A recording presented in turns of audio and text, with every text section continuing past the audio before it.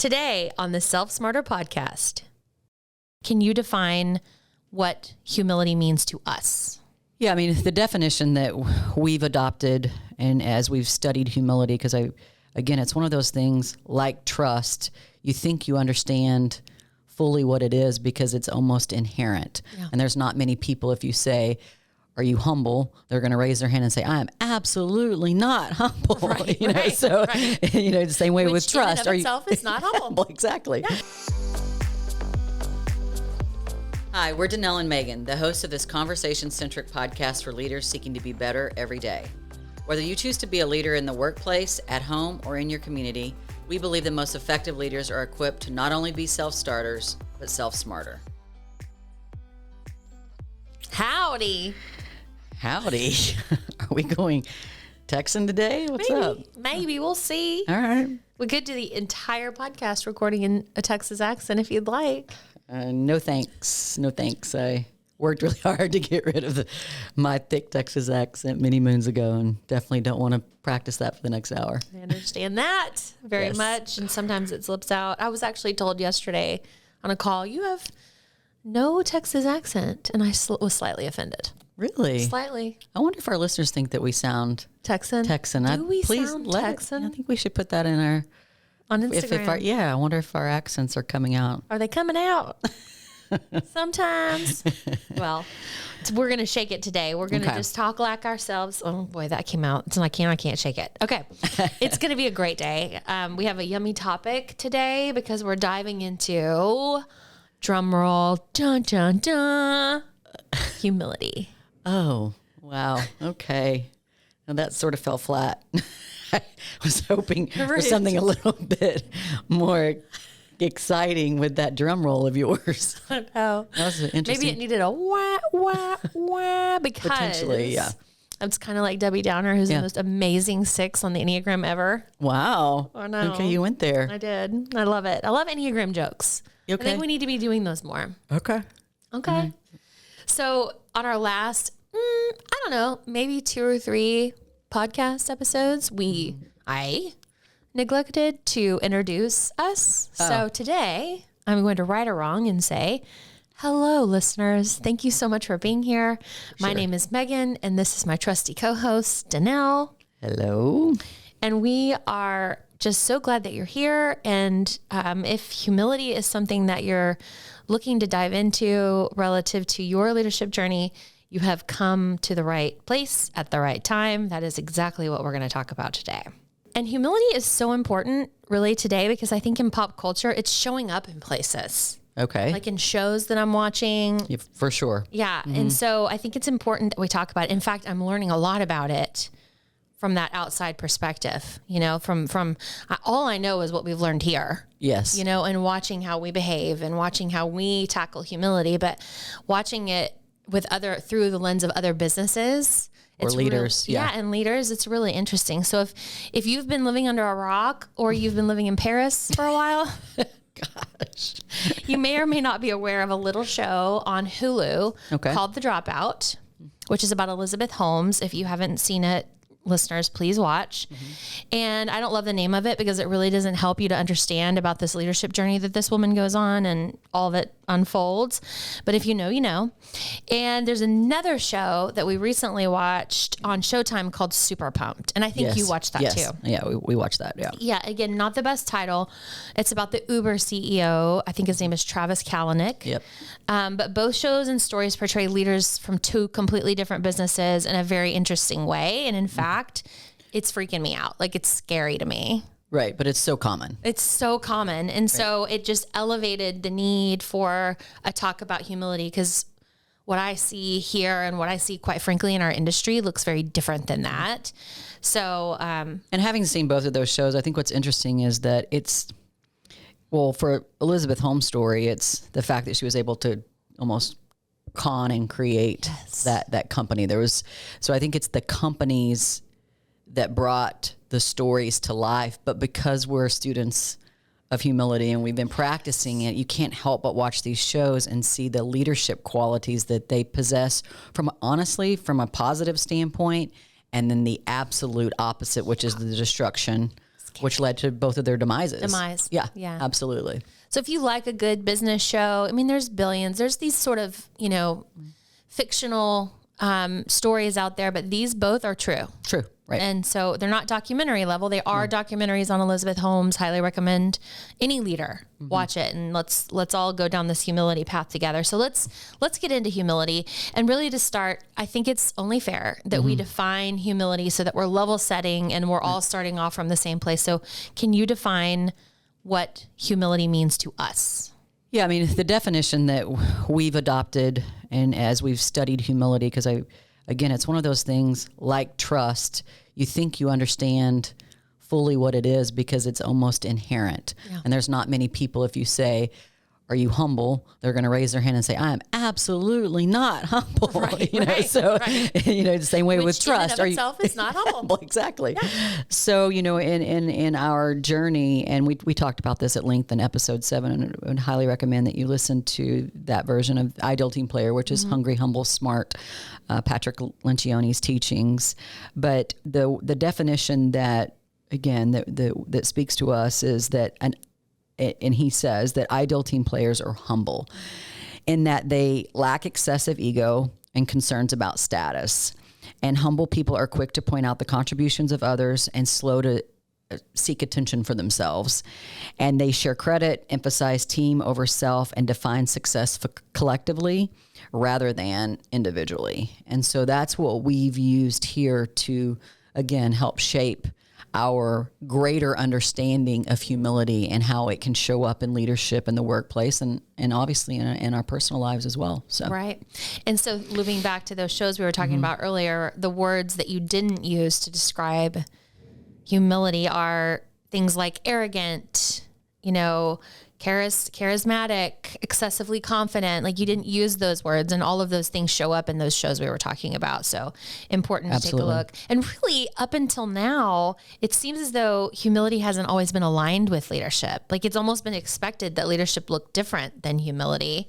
So unless it was, like historical biblical leaders or figures that we've learned about, humility really hasn't done the trick in business leadership. So for now, I mean, is that just me? Is that my own? No, I think historically we've ignored it for a number of reasons. And I think the most common reason it was ignored is because it was seen as a sign of weakness. Yeah. Humility wasn't something that was going to get you where you wanted to go if you were a leader. So I think because we've deemed that self-reflection and that what it possesses to be absolutely humble, it's been seen as a weakness. Right. So, okay. Yeah. All right. And if I were to ask you, or anybody listening, like right now, if you're listening to this, think about just a couple leaders, that you think about historically that were, not necessarily great leaders, but leaders and got things done, right? Yeah. They probably, if you think about it and you really dissect it, humility may or may not be one of the top traits that they possess. So, and that's shifting, that's really what we're talking about today is humility and leadership today and how it's really becoming almost an expectation. Yes. Yeah. So, and we've talked about, humility in the workplace here, but let's talk about you. Okay. Specifically. Okay. Because starting with your 26% approval rating, I mean, you tell me, but it feels like that was your real awakening from a humble perspective. Like, if anything's going to humble you, it's going to be a 26% approval rating. Yeah. I think yes, absolutely. The 26, and we talk about it in almost every episode because it's honestly the catalyst for this journey we've been on for the last 8 years. And really why we started this podcast is to really talk through that. And I would say that my relationship with humility goes back to the way I was raised. So my understanding of humility was almost from a service standpoint. I learned that from growing up in church. I learned that from being active in 4-H since I was 9 years old. So in my head, in my heart, I felt like if I was in service to other people, and that could be in any number of ways, but in this particular instance, relative to owning this business and hiring people, I'm serving people and I'm serving our clients. And my understanding at the time, my limited amount of understanding, I saw that as being a sign of humility, that I possessed a certain amount of humility. And I did, and in that particular context. But as we learn more about humility and what humble leaders really do possess and how they show up, yeah, the 26% approval rating was definitely knocked me back a step or two when I realized that my ego is out of check. I wasn't a good listener. I talked more than I listened. And there's a whole laundry list, and we're going to go through those. But there were a lot of areas where once I understood humility in a broadened sense, that I could really start to see I had a lot of work to do, not just professionally, but honestly, personally as well. Mm-hmm. So, as an Enneagram 9, when I'm in growth, I think 7s probably live in a state of entertainment, the enthusiast, right? Sure. And so humility probably is kind of difficult, potentially. Mm-hmm. For a 9, humility seems like it should be easy. Mm-hmm. But when a 9 is in growth and on the Enneagram, they go to a 3, and a 3 is the achiever. That's right. Humility is impossible. Mm-hmm. Not impossible. That's tough for sure. Because you are in that state, you are achieving in an outward way and pleasing people and receiving accolades that, help you feel like you've achieved. So for me, it has been a leadership lesson I have had to learn how to do. I don't think humility was always my strongest suit. No. So I'm glad. I don't think any number in their unhealthy states on the Enneagram, and then we talk a lot about the Enneagram, and right. we use it as a significant guide for us here. Every Enneagram numbers can struggle with humility because I don't think it's something that we, again, fully understood. Yeah. It was one of those things that we were just inherently thought we knew. Right. And so, I can see every number having, whether they're on the, the quiet, shy, I'm not going to even acknowledge what I've done here. And we talked about that on the Ideal Team Player. We unpacked humility a lot further relative to this particular example. But then on the other end of the spectrum, arrogance being the opposite side of that. So I think all 9 numbers are somewhere on that spectrum when they're unhealthy. Totally. So we have to keep that in check. Yeah, we do. And so for our listeners and people who are now, they're listening to this and they're like, they're either thinking maybe I have humility in check, sure, or maybe I have some work to do. Mm-hmm. What recommendations would you give those that, honestly, it doesn't matter if you think you've got it buttoned up, or if you think you've got work to do in the humility realm of Ideal Team Player? What recommendations do you give them both? I mean, really, these rules apply. Absolutely. I think if you're listening, and I can't imagine anyone at this day and age that doesn't have some work to do in humility. Right. I mean, there's some aspect of your leadership, whether it's in a work environment or in a personal environment outside the work, where you don't need to be thinking intentionally about humility. And I think that comes with the seasons. It comes with a lot of different, as your responsibilities may change. Yeah. I think constantly humility is something that needs to be in check. And so these are the things that we've learned along the way. And even if you're on a healthier version of your humility journey, if you will, what we would hope that you would do is that this list would help you with others that you may be coaching or teaching. And so that's why we've, again, kind of assembled this list of things that we know to be true about humility. And that starts with something I mentioned earlier, but leading to serve versus leading to solely win. And listen, we all want to win, and we have to win to stay in business in this instance. But, how we arrive at the win and the invitation to bring people along for the ride is the key to success. And, right. I learned a very tough lesson along the way with my 26% approval rating, is that people were willing to follow me, but they weren't enjoying it because, in many cases it was all about these external markers or these wins versus service. And that's the way I was showing up. And those were the things that I was valuing and acknowledging. And that's something that I had to learn to be aware of. And so again, leading to serve versus solely leading to win, but we do need to win. We do. In the end. And so, but there's other ways to get there than the way we were charging for 8 years ago. Right. I think the next one would be admitting to mistakes, and not just admitting to them, but doing it freely and openly and easily. And, this is hard for people, but maybe the easiest way you can be a humble leader is just through your actions. Yeah. And, as we start to normalize imperfection, making mistakes and admitting them is honestly, it's humility at its best. And that started with me. I had to set the tone that making mistakes and admitting to it was a norm. Yeah. And that it was acceptable here. That's right. You certainly did that with me. I mean, I can remember almost being ashamed of, and now that I look back, it was the perfection. You said, as we normalize imperfection, in my head, I had to know everything. I had to do everything just right. Well, I didn't know how to do it. But when I would share it with you, or if I made a huge mistake, I would shamefully come to you and say, I made a mistake. And you would respond with, okay, bummer. That's right. That's a bummer, but, and, what did we learn from this? And my point usually was, I won't do that again, or I won't go down that path again. Sure.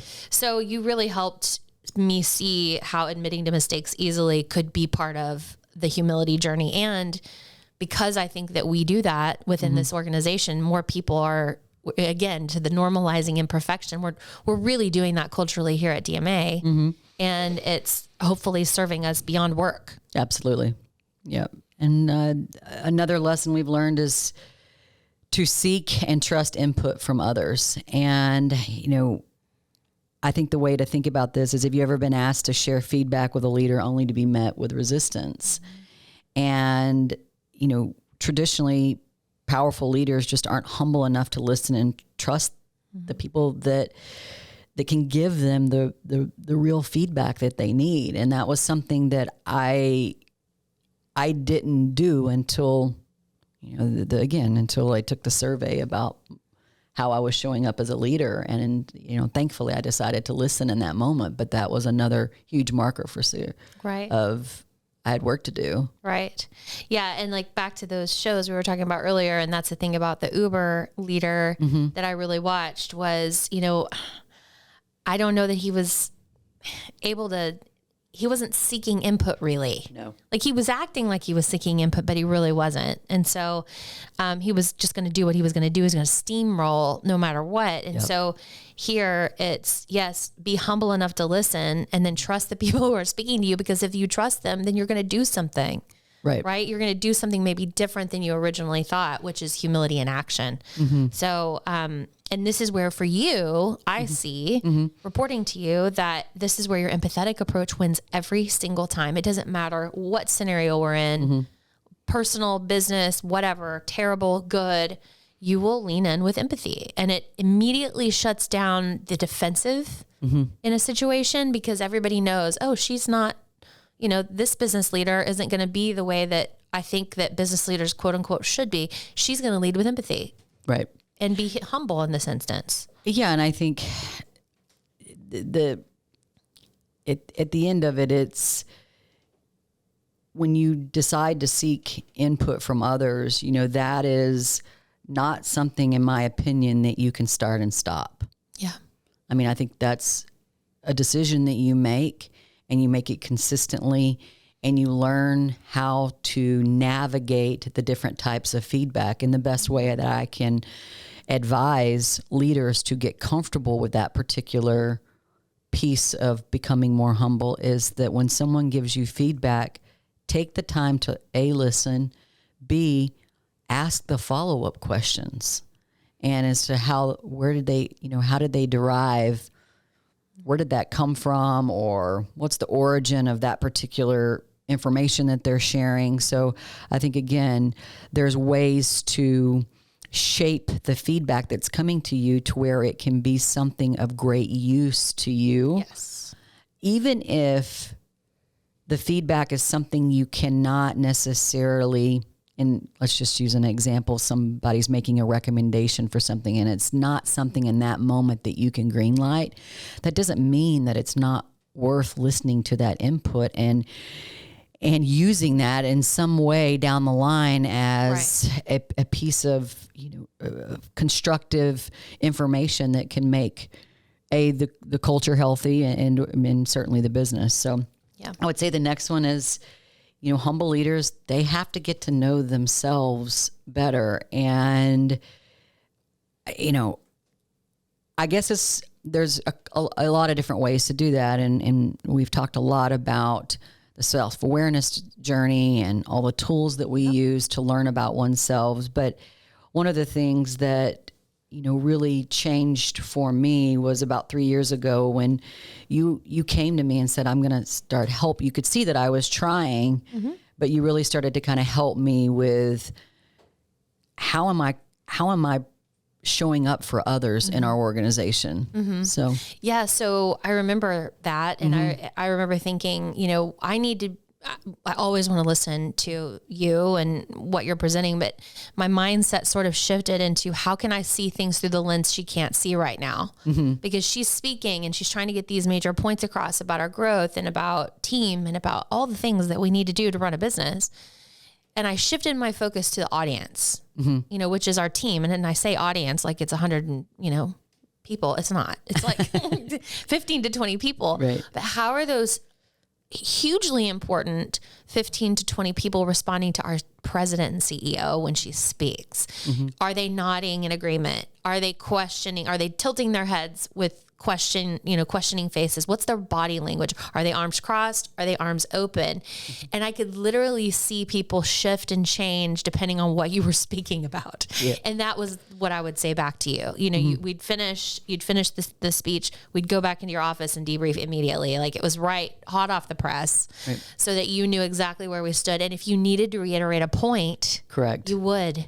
And you would be more clear in a way that you felt like people needed to hear it differently, maybe. And it was super helpful. So this was an act of, I guess, now that I think about it, was an act of service that I felt like I needed to do for you in order for the team to hear you the way you needed to be heard. Right. So it was, but you never once pushed back on it. You were like, no, absolutely. Tell me everything and more, tell me what you saw. So. And I think that we definitely practice that together internally, but then also externally with clients or when I was presenting, to larger audiences. And I think I used it as a way to, I can't see what I can't see. That's right. Yeah. And so it was another set of trusting eyes, because I knew your intentions were to make sure that I was continuing to grow and be effective. And it was helping me to understand almost where my communication shortfalls were. So without that, I don't think I could have, with all the self-awareness study I've done and all the work I'd been doing, without that applicable, again, lens that I could not see, I couldn't really get to the next level. Yeah. And I do think, and we continue to practice that. And now, it's something that you'll be practicing as you continue to step up in this company and in our industry. So that's right. I would say that, and we've touched on this slightly, but I definitely want to make this point again, is that humble leaders must trust. We have a whole episode on this, episode 4 of the Self Smarter podcast here, is that, trust it's literally at the center of almost everything that we talk about. Trust has some element into the topics that we're uncovering. And I mean, we probably mention it, I don't know how many times a day around here. The word trust. Yeah, yes. It's a lot. And again, I think it's at the core of everything, especially one who wants to become self-smarter. That's right. Trust is being trusted, and trusting others is a key ingredient to success in that and becoming self-smarter. Right. And for context for our listeners, the way we use trust here in our business is, thank you for trusting me. I bet that was hard. Thank you for trusting the client. This isn't easy for them, and so we find a way to weave in that word from a leadership standpoint, because we realize how vulnerable it is to give that to someone. Right. And that in turn makes us both feel, we both feel humility when that happens in the giving and the receiving. And so humility is just level set at that point. So there was also something I wanted to mention. You talked about episode 4, the trust episode. During that, and I think it's just such a great quote, so I want to bring it back up. But during that episode, you said, you can't make someone trust you. You can only behave in a way that allows people to trust you. Right. So that was, again, an eye-opening quote and realization, certainly for me, and certainly as we began to really think deeper about trust in our organization. And the way I think about that quote and that statement is that at the end of the day, you have to earn it. And you don't earn it in these big, huge moments. Of course, trust can be earned in significant moments between two people or between you and a group of people. But honestly, it happens in these small moments, and it should be happening each and every day. And we use the example that Brene Brown uses with the marble jar. And she talks about that anytime, in a relationship and whatever that looks like, there's this marble jar, and every time there's a moment of trust that is, and it can be, again, small or large, that a marble goes into the jar when a moment of trust has occurred. And then in a moment where you've let someone down, again, something small or something large, a marble comes out. And when we start to think about it, trust as being in these small moments in each and every day, whether that's showing up on time or being prepared, and again, the list goes on and on and on. We want to be the type of people, quite frankly, and leaders that are constantly earning trust in all the moments, the small and the seemingly insignificant moments, as well as the big moments that are glaringly obvious that this is a moment that trust is either going to be made or it's going to be broken. So I think that really kind of helps shape for us to think about trust and in a broader sense. Right. So. And I mean, it can be, to your point, it can be as small as, I remember you called me out. You pulled me into a humility moment and said, hey man, you're like showing up late to meetings a lot. Like you need to show up and you need to be on time, and that's just chipping away at the trust the team has for you. And I really took that to heart because you're right. I was, and I've made a concerted effort to fix that. And so now, once you see things, you can't unsee things, right? And so you start to see that in others. But I knew that was eroding at the trust, and that's just no good. So thank you. And it was, and that was not the easiest thing to say because I knew the reasons why you were late. It wasn't because you were messing around or playing a game on your phone. Doing cartwheels. No. Well, thank goodness you weren't doing cartwheels. I might break a hip. You go back to that ankle strength. Right.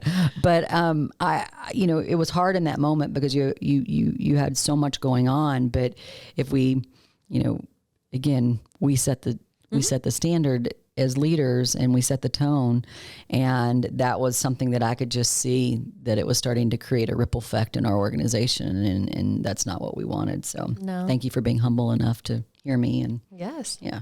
Yes. So I think the next thing that relative to, humility in leaders, you have to learn to listen. Right. And it's written a lot, it's said a lot that you're talking more than you're listening. And I think leaders can get a little stumped by that statement. I know I can, because there are just times when you're the person in the room who has to guide the conversation, and you have to be the one that's leading it. So I've struggled with this as I learned to become a better listener. And what I realized on my journey to becoming a better listener was, talk less. That was the easier thing to tame. But then what I learned is that one of my superpowers could help me become a better listener. And one of my superpowers is curiosity and asking thoughtful questions. And so I used that particular just innate, again, part of who I am to help me become a better listener. Right. Is that sometimes I would be in rooms and no one was speaking. So I don't know how I can be a better listener. Especially during the pandemic on those Zoom calls. Yeah. We didn't know what we were doing. So instead of me traditionally, as I would before, filling the room with a lot of information or pontificating on something, I learned to again be a much better at asking questions. I mean, I've always been curious, but I just got a lot more thoughtful about the questions and the follow-up questions to those answers. So yeah, this is something, and you are really doing well, I think, in our transition. You know, as our CEO, you are listening a lot more visibly. Like I can see it. And for me, I'm realizing, you know, what you just said, like having the recognition during a meeting. Oh, wait a minute. Maybe I shouldn't be speaking right now. Maybe so-and-so should be speaking because this is their area of expertise. Maybe I should let them have the floor. So it's just about awareness in the moment. And when it's the right time to be the preacher or the listener, you know, or the teacher or the listener, really the student. But it's the listening is absolutely imperative in the leadership journey. And so for humility specifically. So I appreciate you bringing that up. Right. And I think, again, to reiterate the part about asking good questions, it goes beyond the work. You know, the questions and the listening, if you want to be a human leader, which human leaders possess a great deal of humility.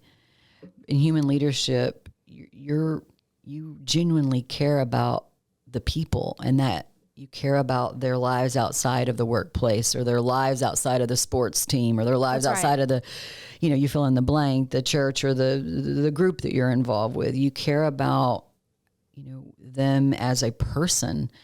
And so I think, you know, that can be you know, I've had success. I've had some failures in that particular area, and I've learned how to navigate that a lot more. And certainly in the episode where you all acknowledged my birthday and really talked about leadership, it was great to hear that, you know, people on this team are seeing me as someone who genuinely cares about them personally without being intrusive. And I think Jordan teed that up beautifully in that episode, is that I'm not going to show up at your door knocking and invite myself in, but you know, if you give me the green light and through time, I'm going to earn your trust. You know, I have the opportunity to know you on a personal level so that I can, because if I do want you to be the best version of yourself as a leader, then I have to care beyond the work. And to me, that was the most comfortable piece of humility for me to lean into, because I've been that way. I've shown up caring, even when I wasn't a great communicator, even with a 26% approval rating. I didn't get a bad approval rating on, does she care about you? I got 100%. Does she care? Yes, she does. But I had to learn how to shape that based on the individuals and not based on just what was comfortable for me. Right. And then that's where the know me, know you, which is our term for, it's important for you to know yourself and equally important for you to care enough to learn about other people and how they want to receive information and how they want to communicate. So 100%. Yeah. This for me, just, I mean, I want to say I woke up one day 7 years ago, maybe. You had promoted me, probably longer than that, but you had promoted me, and I found myself from sitting in a creative space with people on my right, people on my left, people in front of me, people behind me, where I could talk to anybody at any time of day, to finding myself in an office, and I, like in my own office by myself. And I started to realize I don't know these people anymore. Like 2 months went by, 3 months went by. I wasn't spending enough time with people asking good questions about their lives. All I was worried about was this, me performing in a way that was going to, you know, make a difference. But I forgot about the human element for a hot minute, you know? And then the minute I got back into the human element and tried to ask good questions about people's lives again and be more connected with them, it changed everything. And I mean, humble or not, you know, what I'm thinking to myself right now is, if you're listening to this and you lead folks and you don't really know a lot about their personal lives, this is just a nudge, a friendly nudge to encourage you to do that. Yep. Because your people, working with folks is really such a gift and privilege, and they're spending their time with you. And so, yes, Danelle, I completely agree. Asking questions, knowing more about others, sharing with people, this is our lives. This is your life, listener. This is the people that work with you every single day. This is their life too. And so how are we going to enrich that? Humility is a part of that in this way. Yep. So how does, in your opinion, Danelle, how does human leadership ultimately affect businesses? Gosh, I mean, I think it has so many, but for us, and I know it to be true for other organizations based on research and based on all the study, is that, it minimizes the toxicity in the culture. Right.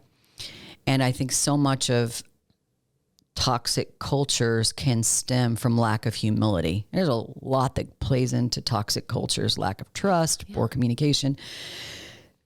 But humility to me is one of those things that really can impact the culture for the positive, quite frankly, and negatively. And so research shows that humble leaders are more likely to create healthier, more effective organizational cultures, develop employees' potential, as well as coach and mentor them. And quite frankly, to boost team morale, job satisfaction. So there's a lot of correlation between humble leadership and culture health, and thus business health. And then on the other side of that, when there's not humble leadership, there is a direct correlation to counterproductive work behavior. And that can show up in the terms of gossip or unethical business decisions, stuff that, quite honestly, and if you're talking about those two shows, with these leaders, it led to their it led them into corruption and thus demise. That's right. And so, if you want to minimize the risk of that particular toxic and destructive behaviors, we have to embrace humility as part of our leadership toolbox. And we've got to take the time to put in the work and practice and hone it as we do the other aspects of leadership. And I think humility is one of those things that we may have deemed previously as being something, well, I'm going to look in the mirror and I see a humble person. And what we've been able to do is expand that here to, yes, it includes that. And yes, it includes service, but it also includes a lot of other things that you need to show up with on behalf of others that you may have been overlooking, as was I. Right. So that's why we wanted to share this list and really dig a little bit deeper into this particular topic, because, I do believe that our culture and our society, and certainly I think it was definitely spurred by millennials, and it definitely will be what is being termed as Gen Z right now, which is, they're just graduating college and maybe one or two in the workforce, but they're going to demand it. They're going to demand humble leadership, and we've got to show up in order to help them become the humble leaders that they know that need to exist, because it needs to be taught, and I don't believe it's being taught in schools. Again, that soapbox will keep coming up. And so it's up to us to start to really, teach that and to obviously hone it ourselves. Yeah, it's really interesting to think about what you just said, because, we at the beginning of this podcast, we talked about how the world is starting to evolve into humility as a part of leadership. But right now, this sort of arrogant, confident, leader is what's predominant out there. Meanwhile, you've got the millennial generation, who's the largest part of the population, maybe second right now. I don't know the exact numbers, but I know they're way outnumber ours, the Gen X. And then you've got Gen Z, who's coming into the workforce to a workforce in transition and leadership, like transition in terms of mentality. Yeah. So it's going to be interesting to see what happens over the next 5 to 10 years. And then you throw in work remote and the pandemic and all of that jazz that we've been through over the last 2 years. And you just got yourself a big old cocktail of something. Yes, exactly. That I do believe humility will help us navigate. I do. I am with you. Yes, I agree. So in leading into that, I mean, why is humble leadership not predominant yet? Like, why is that? How did it take us this long? Why is that? I believe because we're seduced by other markers of success. And I've talked about, definitely within our organization, and I see it certainly in other organizations, is that we're seduced by other metrics and markers that are a lot easier to see. Yeah. And so we're chasing these things. And so there's that from a business perspective or, again, it's something that's tangible, a tangible external marker, for business. It could be any number of things, dollars, sales, for a sports team, it can be a certain aspect of performance, like specific performance scores, etc. And what I also think that is playing into that is that we are just naturally drawn to certain traits that are that correlate with leaders. Yes. And if we're talking, and that could be confidence, charisma, honesty, and the other side of that, arrogance. Right. And, again, we didn't mention any of those qualities when we defined humility. So, they're not in alignment with what true humble leadership is. And I think we often make the mistake of seeing confidence as competence. I know that was the case for me in many cases. And, I'm certainly a smart individual in many ways, and I know that my confidence carried me a lot of times when it probably should have been a little bit more in check, because that confidence quickly becomes overconfidence, which quickly then becomes arrogance. I think we can be blinded by charisma. And believe me, I think charisma is a good thing. And if it's something that you are using for the good, then go for it. But charisma is also one of those things that we're attracted to. And it's why we can't sometimes turn off the TV, even though we're watching something that we can absolutely, that does not correlate with our values, that we absolutely, it's just, we can't wait to see the train wreck. We're rubbernecking and we can't help it. And that's how I see charisma as being not healthy. One of the things that I know for us is that we did not value humility in the hiring process. And so we would just immediately go to aptitude. Aptitude and competence is what we would hire for traditionally. And now we spend so much more time around culture fit. And a big part of that is, are you hungry, humble, and smart? And humility being something that we spend a lot of time getting to know about that individual. I mean, we just interviewed someone yesterday they're applying for an apprenticeship. And so we have interns here and we have apprentice, which they've graduated, and it's a 90-day program. And it's an onboarding program to see if this is a great fit for them and a great fit for us. And it's been a very successful program beyond our already successful internship program. And she interviewed, I'm at the end of the interview process these days. And she interviewed with me yesterday, and she's been interviewing with us for 5 weeks. Yes. And this is for an apprenticeship that is, basically a 90-day gig that we hope turns into a full-time. We don't mess around. It doesn't matter if you're an intern. Our high school helpers, our internships, our apprentices, and certainly our full-time and contract, team members, we really take it seriously. And I think, again, I've said it, but I can say it another way, as we equate arrogance in some ways as being, a strength. Mm-hmm. And I don't have to give you very many examples of that, but you can think of several world leaders and, big business leaders, and they're basically high on themselves versus the big picture and the people that they're serving or should be serving.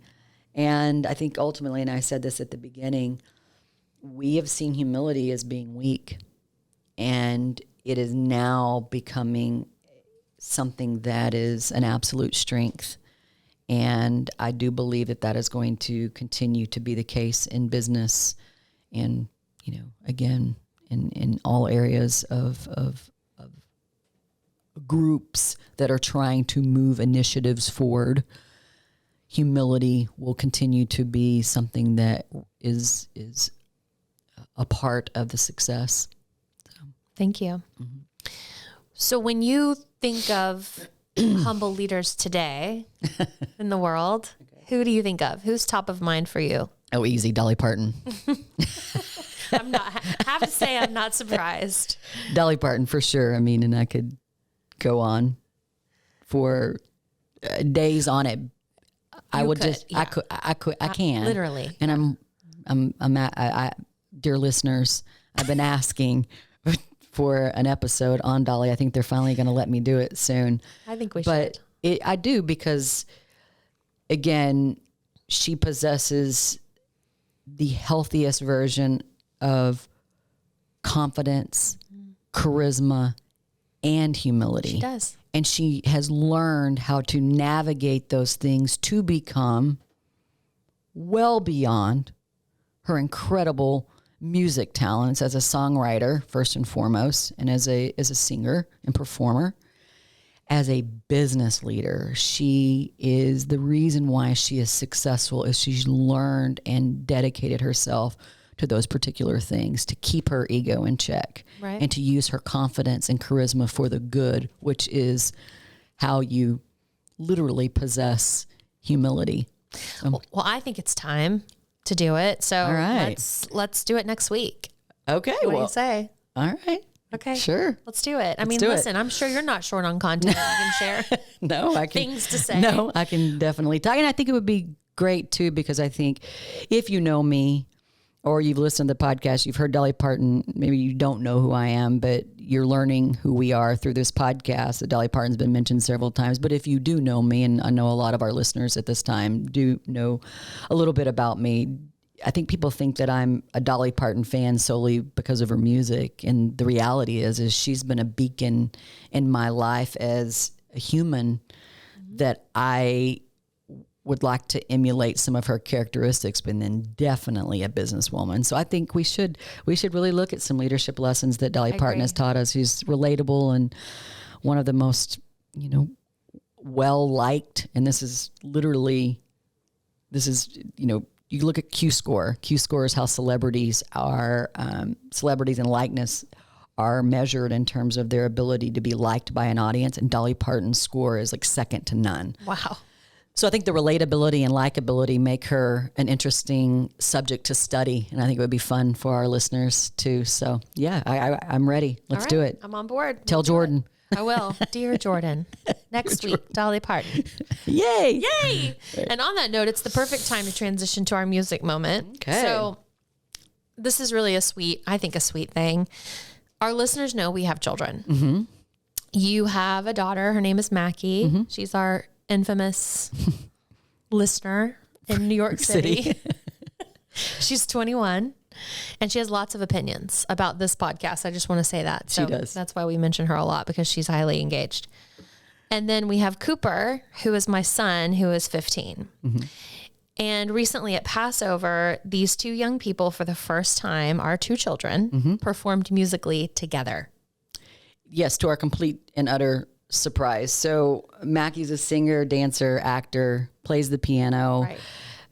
Most of you know she's studying musical theater at NYU, and Cooper is an incredibly talented, gifted artist in his own right. He's a celloist, plays the guitar, soon to be also playing the piano. Right, yeah. And Friday night, it was really a very special moment because it was our first Passover. So thank you to you and your family for inviting us to that incredible experience that we're still talking about. But yeah, for the first time, without practicing, or again, I don't know how it happened, because I think it caught you and I both by surprise. Shock. We might have had a glass of wine or two after the Seder. It's part of the Passover. It is, yeah, it was, which I thoroughly enjoyed. Same. But they performed Blackbird by the Beatles for everyone, just acoustic on his acoustic guitar, and she singing, which was again shocking. I don't know how that happened. I know. And at one point, I think you and I looked at each other and you said, we've been waiting for this. Yes. And I didn't realize I had been waiting for it, but I absolutely had. And so for them to bring that to life in front of all of us for the first time with no notice whatsoever. I mean, I think we were both in shock. I think everybody was. No, well, especially when they started, because they sounded magical. And they've never sang together. Right. At all. Ever. Yeah. And so we were all just kind of like, but nobody recorded it. I know, because it was in the moment. Right. Which honestly, the best performances probably, if we're going to really talk about that, happen in that way. Yeah. Yeah. It's something we'll never forget, but we can't share it with you listeners, but I trust that you know how special you can imagine that was for us. And it was great to see it. And honestly, and I'm sure this is why you've made this our music moment. It was a moment of humility for the two of them. It was. Because they understood that their talent in that moment could be a great gift for someone else. And, you're kind of awkward at 15 and Mackie's, she's learning to not be so awkward. She's not awkward anymore.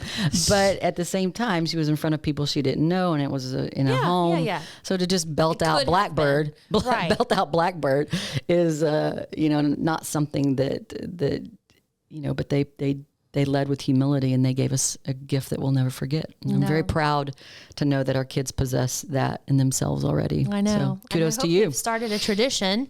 Maybe with Passover. So. My mother-in-law hasn't stopped talking about it. She's like, and those young people performing that way, it was really cool. So very, very special. Yeah, very special. So before we break, is there anything that you want to remind our listeners about? Yeah, we'll be putting this list of things, again, it's not a formal list, but it's definitely a list of things that we've learned over time that help us hone our humility here. And it's constantly in check, for ourselves and then with each other. So we'll put that within, and in preparation for this, Meg's found a lot of good resources, and we'll share all of those resources and the things that we use to help us with this topic. And so they'll be in the show notes. And again, just thank you again for the continuous feedback and reviews. We appreciate it. It helps us get our content shared. So thank you again for continuing to encourage us.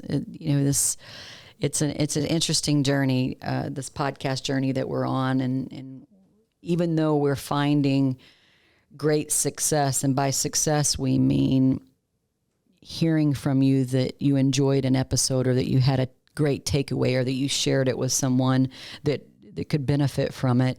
That's the marker of successes that we're looking for. And so that's what we want to continue to help make sure continues to happen, is we're putting out content that you would feel good about, listening to, B, sharing. So thank you again for that. Thank you, listeners. Thank you, Danelle. Thank you, Megan. And we send you into the week with grateful hearts. Have a great week. As always, you can connect with us on Instagram and Facebook at Self Smarter Podcasts. You can also leave a rating or review if you enjoyed what you heard today. Not only does this mean so much to us, but it also helps other leaders and future leaders find our community. Thank you for taking time out of your day to join us in becoming Self Smarter. This podcast is produced by Snacks Media, and music is from a free platform. Well, that is until Brandy Carlisle reaches out to us to write the original score for our podcast. Friends, have a great rest of your day.